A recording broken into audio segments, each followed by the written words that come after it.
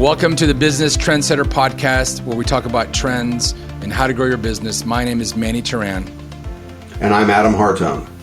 We are Spark Partners. We help companies to scale and grow. We help entrepreneurs to really align their vision and their mission with emerging trends. And also we help them to execute. And that's a bit about the topic today that I want to talk about with you, Adam, is this idea of execution. You know, in business, information is golden, right? Information is almost everything. And so when you as a leader, as somebody who makes decisions, are faced with a decision and you don't have all of the available information in a timely manner, it hinders your ability to move. So I just mentioned to you in our pre-meeting here about some inactivities that's happening with people that have committed to do certain things that have not, and it's slowing down the business, slowing down our ability to grow. And so I want to get your take on this, Adam. How have you, in your day, been able to manage when people are indecisive and maybe not even indecisive, but not even giving you the information? You know, sometimes no is better than no information.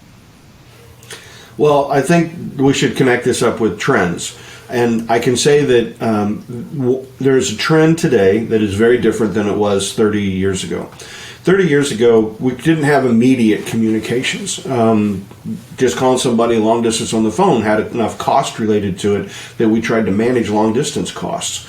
So, you know, we still sent things by mail back and forth. And the issue was that you responded quickly to whatever you got, because the transportation lag times could be hours or days trying to get something back and forth. And we were all thrilled when the fax machine came along, because I could suddenly move a document very, very quickly. But the issue that we were trained on was when you have faced with a decision, you give feedback to whoever you're working with. And you try to either say yes, no, or this is what I need before I can make a decision. Maybe I need more time. Maybe I need to raise money. Maybe I need to get permission from someone. Maybe I need more information from you. And so that has changed now. Now we've gotten to a point where information is immediate. We can get things instantaneously. I can go online and I can get a quote literally instantaneously for something. But what happens is that people no longer feel the need to respond.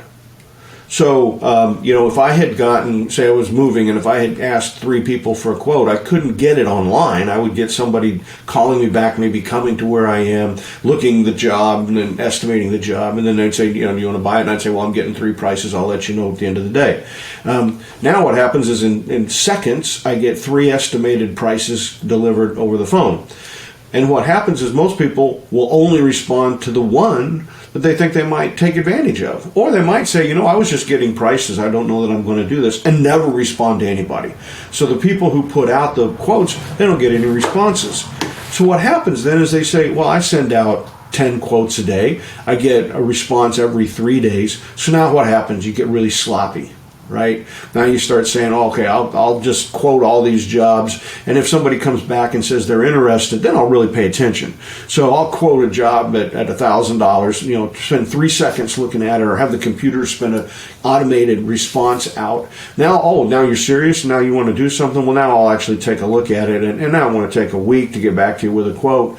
Well, then the other person on the other side says, you know what? You were pretty sloppy with the first quote, or this is taking more time, and now they don't respond. And so what happens is you get this lack of response. And I think this is something that's a trend, and we have to think about it in our business. When we made these decisions to automate things, which, again, I'm a firm believer that we have to automate to get people out of the system because the demographics are working against us. But what is happening is that we're getting really, really bad. We're overcommitting. We're saying we'll do things when we don't intend to do things, or we say we'll do things and then change our minds, and we never tell people we changed our minds. We never get back to people, and it's just becoming the norm. And I think this is very sloppy business, and there's, you know, it's bad. It's not a whole lot that we can do about it. I can give you an experience. I had my Macintosh computer had a problem, and I went to get it diagnosed. I went online, and there's a diagnostic, and the response from Apple was, okay, your computer is under warranty. This is an automated interaction I'm having online, and this is your computer. We've identified it. We can identify that it's under warning. We've identified that it has an error, and you need to go to a store. Now, select one of these stores, and it popped up with the stores around me and the times that were available. To select a time to go to a Genius Bar.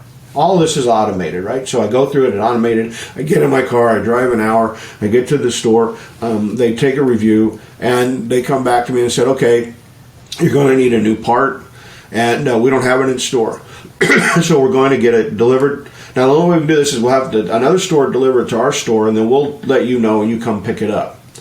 So a couple days go by, I pick up the phone to call the store in Santa Rosa. And I call, and I can't get to the store. The number goes to an automated service, probably in India. And I said, look, and I have to spend 15 minutes going through different prompts, because what I want to know is, did my part make it to the store? There's no prompt for that. So it keeps asking me, is it a new purchase? Is it a something that's getting worked on? And asking all kinds of questions that aren't even relevant to what I'm looking to do.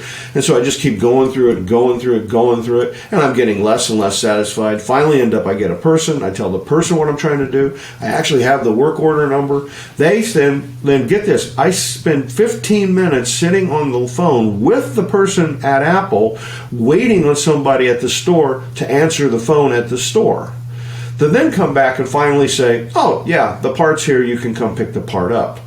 So here's one of the biggest companies on the planet, one of the companies that claims it's got great customer service, and yet it took me an hour just to try to find out if a part was in the store as they promised so that I could pick it up. When in fact they were supposed to notify me when the part got there, and they'd never done it.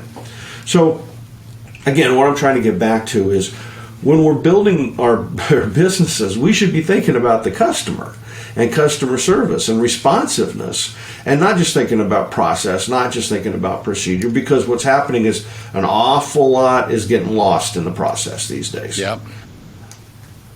Yeah, for sure. And the way that business is, it kind of leans on the human condition.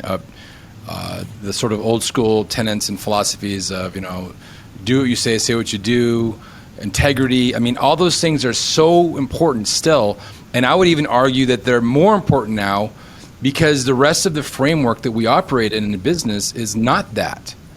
And, there is so much happening so fast that unless you really can hang your head on those old school tenets, you're not going to go very far. I know of many occasions when companies missed the boat on an opportunity because of their indecision, and then ultimately when things went really well and they missed the boat, they sort of shot themselves in the foot, and they blamed everything but themselves. Right? There is a company that I'm aware of. I'm looking for their name here, that has a pretty amazing offering. And so it's a company that what they do, so let me ask you this, Adam, how important is your time? How nice would it have been for you to punt all that information, all that process, those phone calls, to have somebody else do it for you? Would that be worthwhile? Yeah, I think I'm constantly looking for ways to gather 15 minutes to get more stuff done in a day. So this company is called IALLO, IALLO. And Giselle is a friend of mine, and she basically is redefining the way customer service is being done so that you're able to manage all of these things on the front end with a very, very quick, very, very user-friendly interface. And then on the back end, they take care of all the customer service side. They navigate the, dial 9, they navigate this, and so that it saves you time. You pay a small fee, and then you're able to recapture your day. So this is a great example of a company that's leveraging one of the trends we talk about, which is the asynchronous life, asynchronous communication, because they're seeing that unmet need, and they're really capturing it in that ability to be able to give you back your time. Of course, time is something that we all almost take for granted, but it's it's the most important resource that we have. We constantly talk about growth, and we constantly bring up the fact that if you're not growing, you're dying, and how important it is to generate your revenue growth. And that is absolutely true. But I have to confess that I see people out there that do get so focused on what they're doing that they lose track of things like how to make money, or how to build an effective business model, or how to make sure that you have a sustainable business, meaning customers will come back again and again, which gets to customer reliability and customer satisfaction. And I think that people misunderstand our message sometimes. They think that, oh, it's just growth, growth, growth, and don't think about those issues. In fact, I often say, look, you can have growth with no earnings. You can have losses if you can find somebody to fund them. But the point is that that's true as long as you're focused on a business model. You know, Amazon had a business model that could pay off, and Federal Express had a business model that could pay off. Facebook had a business model that could pay off. Netflix had a business model that could pay off. These companies lost money for a long time. Tesla as well. Lost money for a long time, but they were not doing it and just saying, I'm growing and I'm losing money and I'm not paying attention to my business. I mean, that's what WeWork did. WeWork was just like growth, but they built an unsustainable business model. You know, their costs were so high they would never recapture it with rents, and you know, they were looking for a greater fool theory in terms of people to come up behind them. And that's not our message. Our message is that, yes, you should develop what the business model is and how you'll make money. And then if you can grow it really, really fast, go ahead and do it, and maybe grow it and take losses. You know, if somebody is willing to fund you and you think, well, I need $100,000, and they say, well, I'll give you $500,000 if you'll grow faster, I think it's worth paying attention to that, right? And worth saying, okay, I'll take that extra money. But don't lose sight of your business model. Don't lose sight of how it is that you can explain that this is going to make money, and when it's going to make money, and how it's going to make money. And then one example that I always like to talk about is the airlines. They have no business model to figure out how to make money. It's all been, you know, how do we grow, get people on planes? But look what they've done over the last 40 years. We've gone from, you know, a couple hundred airlines in America to really basically 3. You know, maybe there's really more than 3, obviously. There's 10 or 12, but, you know, we really focus on the big 3, and there's going to be another consolidation with Spirit, Frontier, and JetBlue. But the reality is, as customers, we hate it. It might be cheaper today to fly, especially adjusted for inflation, to fly from point to point. But now it's just a horrible experience, right? You really do feel like cattle being pushed through these lines, you know, to get into the airport. Yeah. The way you're treated to line up. You know, if you want to get on a plane, you're told, you know, you get in line 20 minutes before the gate's going to open so you can get on board and hope to stow your suitcase, that kind of stuff. They just, you know, you're treated badly on the flight, and if you try to complain, then they'll throw you off the flight, and it's a terrible experience. And they don't have a plan to make money. You know, if you look at the airlines, all the time they've never made money, and there's no example when they will. You know, we just finished up. I always say that there have been 2 opportunities for the airlines to completely recraft their business model. The first one came after September 11th, 2001, when the airlines were shut down for a week because of nobody knew who the good guys were and who the bad guys were effectively enough, and to be able to reopen the airlines. That was a great time to sit down and say, wait a minute, what have we been doing? We've been driving to the bottom of the pit. We've been cutting price to fill up planes. Is this a viable model long term? And then saying, there's a better way. Let's redo the industry. Let's rethink the industry. They didn't do it. They spent a week, restarted right back to where they'd always been. Not only they made it worse on us, because now we had to stand in TSA lines, right, that we didn't have to stand in before. So it just, you know, they heaped everything that was bad on the customer without figuring out how to make for a better airline.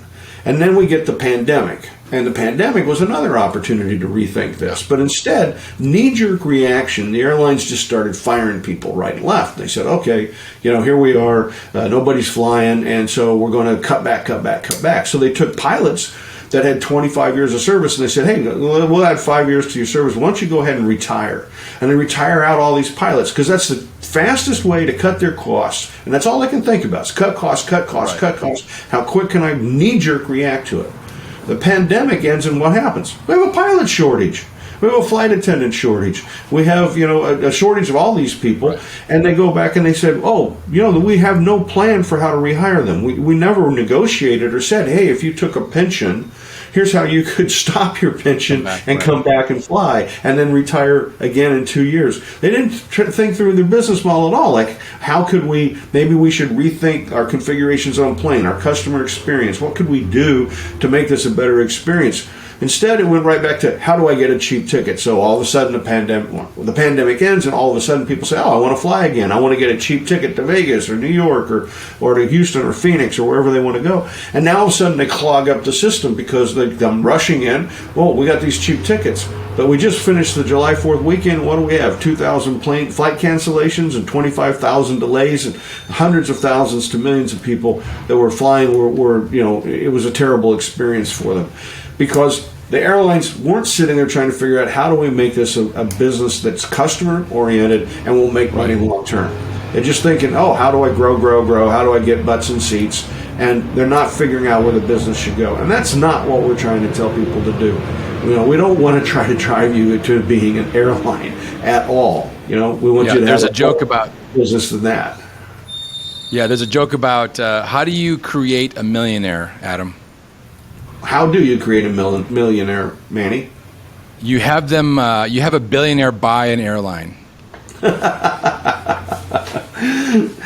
There is an airline called JetBlue X that I've found that is much better service. I've used them a few times. The problem is that they don't seem to have a committed leadership that's willing to go out and raise the money to create the new experience. Get enough flights and kind of get it so I can use them regularly, as opposed to using them the very sporadic opportunities that I have. Yeah, I've heard of a couple of startups that are exploring some new ways to travel, and one of those is using business class jets. The smaller 24-seaters that are almost like an Uber, if you will, or some a framework where these planes that aren't being used can be used, and it's a little bit more expensive to go, say, from Phoenix to LA. But two things are really different.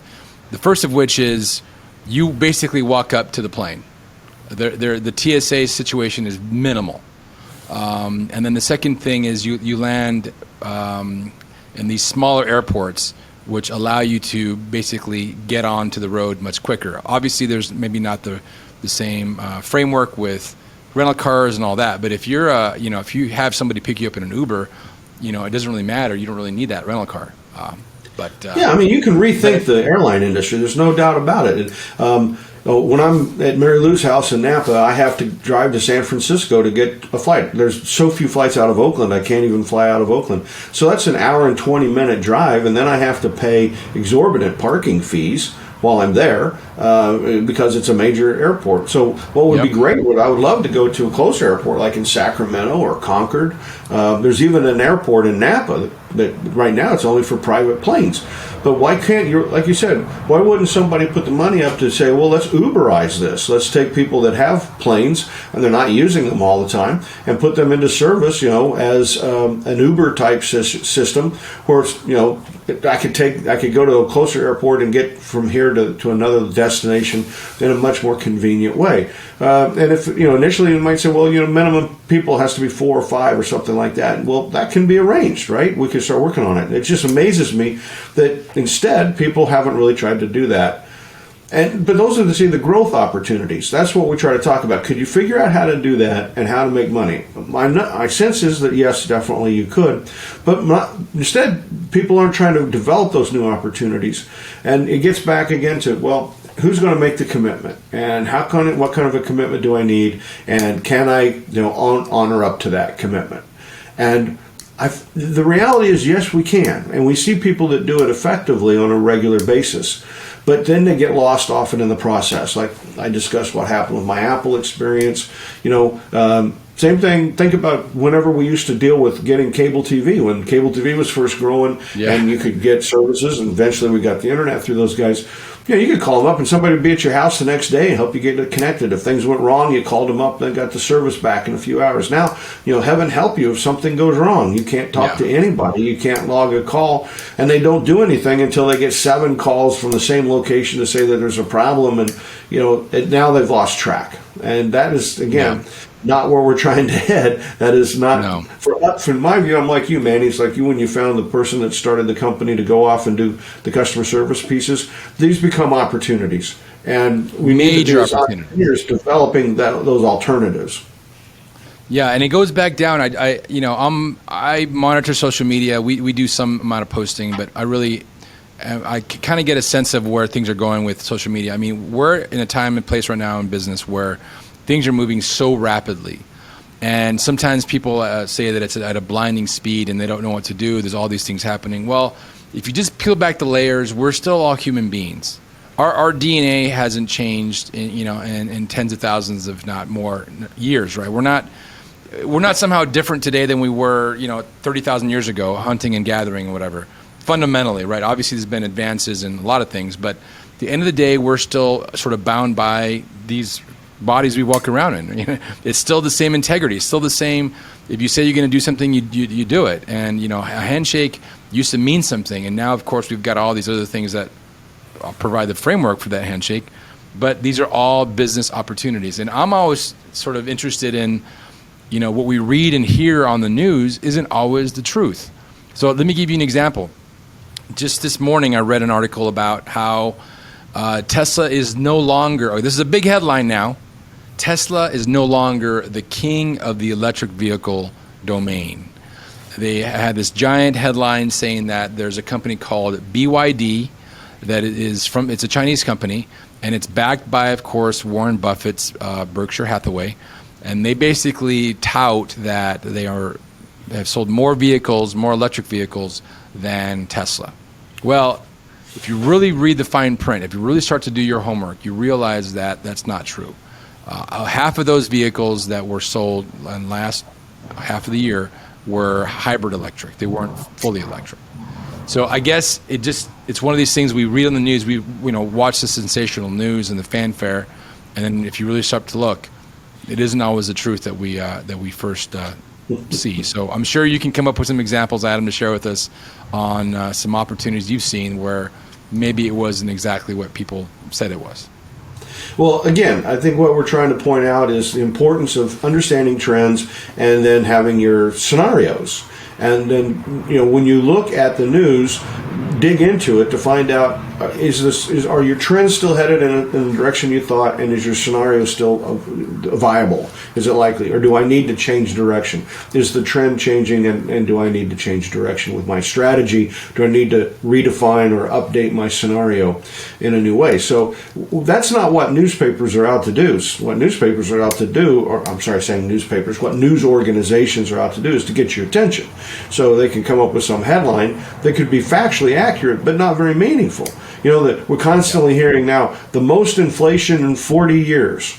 Okay, true, but what does that mean? A lot of people didn't jump to the conclusion, so this is going to be like the economy of the 1980s again, or the 70s and the early 80s with hyperinflation, stagflation, and all that kind of stuff. You have to sit there and say, wait a minute, don't just rely on that headline, think that through. What's happening today? Back then, we didn't have monetarists. Literally, when I took my first economics class, they said inflation is either cost push or demand pull, meaning we either have too much demand or the cost is pushing the product up, and that's what's causing inflation. I was out of school before the monetarists got a hold of this thing, right? And they started to, with Paul Volcker when he was in charge, after he was successful at getting, whipping inflation, then we started saying, wait a minute, there's a different approach to thinking about inflation, and now, years have gone by, and people need to go back and look at, what's happening, At that time, we were printing money. Literally, the Federal Reserve thought its job was to manage interest rates, and so it was trying to keep interest rates low, and in doing so, it oversupplied the money, and Paul Volcker stopped that. Well, now what happens is, are we going back to that? No, we still have the monetarists running the Federal Reserve, so it's a different situation, and of course, today is being driven by supply chain problems, and the fact that we do have demand pull inflation. People want products and they can't get them because of supply chain problems. So you have to look down below, as you said, that headline, obviously, and try to say, how does this impact my scenario? What's going to happen going forward, right? And is there what kind of opportunities does this create? When I see what's going on, what kind of things could I try to do? Like the person you said starting a business there in Tucson, or like my idea of somebody who's starting up an airline that would be an Uber, use Uber technology or Lyft technology to try to figure out how to start up an airline for business use, something like that. There's always an opportunity where there's a problem. And right now, once again, we're having a lot of problems with customer satisfaction. Some of these autonomous processes are getting a bit out of control. They're not customer friendly. And what does that mean? Well, there's an opportunity there to figure out a better process. And then hopefully you try to get the companies that do have the better direction for customer satisfaction. They'll get more customers, get more sales, and get more profits, and be able to push the other guy aside. I had I don't know if argument's the right terminology. I had a lively discussion with a friend of mine the other day in regards to scenario planning. They were purporting that you should just go all in one direction. You shouldn't scenario plan. You should just put your target on the laser and just go no matter what. And I at the end of the conversation, I mean, it was clear I wasn't going to move him an inch just because he was so passionate about it. But it really has to do with the idea of when I was in search and rescue in after college, there's this amount of triage, right? You're looking at a situation, you've got limited resources. What are you going to focus your time and effort on? You can't save everybody, so who do you got to work on? And so I think that going back to what we talked about, you got to follow the customer, follow what they are interested in, follow what matters to them, and have that be the lighthouse rather than sort of blindly stab in the dark for what you think is going to take you to the next level. And so I think, Adam, we've talked about this ad nauseum. Scenario planning is the way to go. Well, you have to build your business for the future. So back again, one analogy that I use around this is look at what happens at drag racing, right? It's an absolutely straight track, very short. So what you're going to do is you're going to hit the throttle and you're going to get to the end, and that's it, right? You don't turn the car at all. And so people have optimized against that. Well, that's what your friend was saying. Hey, just don't worry about it. Just optimize, get the big engine and go all out, go straight for the target. The problem is that, that depends on the road never changing, the road never bending. Otherwise, you're going to be going all in, and the road's going to change, and you're going to crash into the wall, which then gets you to something like NASCAR. Once we get things going, okay, what is NASCAR? It goes around and around and around and around and around. So, but what happens is that course never changes. So you see an optimization there of different kind of a car, specially built, able to try to go around and around and around that NASCAR track in order to be successful.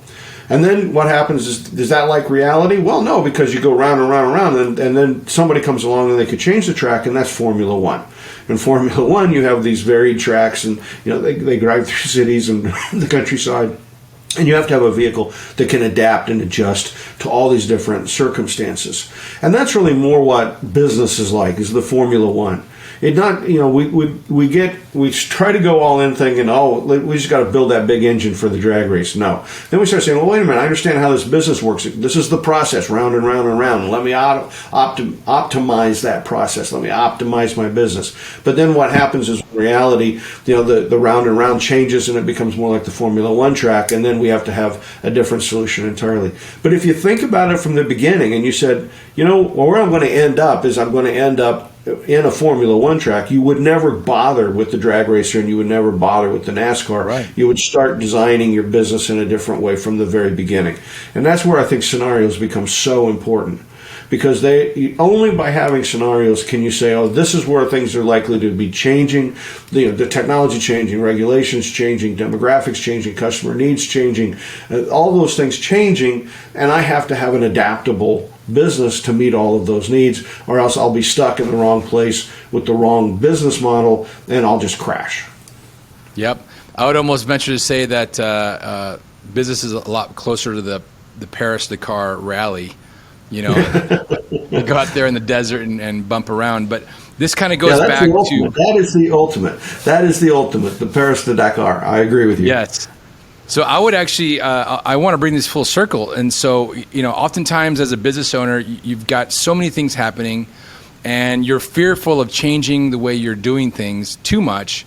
because you feel as though you're going to lose your customers, lose control, and lose the business. But as we talk about, it's kind of the other way around. If you really want to have your business survive and thrive into the future, you've got to make those decisions. You've got to make it into your plan. At the end of the day, you have to act. You've got to execute. You've got to make it happen. I mean, talk is so cheap these days.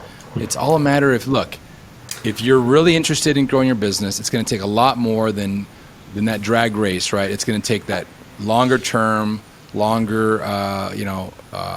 endurance race, and not just that little drag strip.